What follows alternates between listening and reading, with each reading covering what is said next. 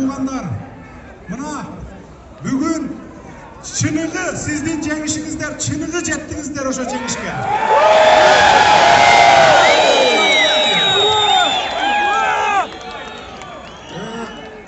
Президент, мурдакы президент Сооронбай Жээнбеков өз арызын жазып берип кетти.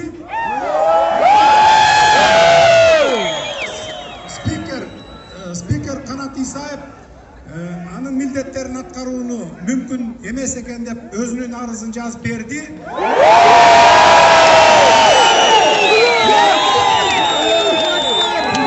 Президенттин милдетин аткаруу жана премьер-министр деген кызмат мага өттү.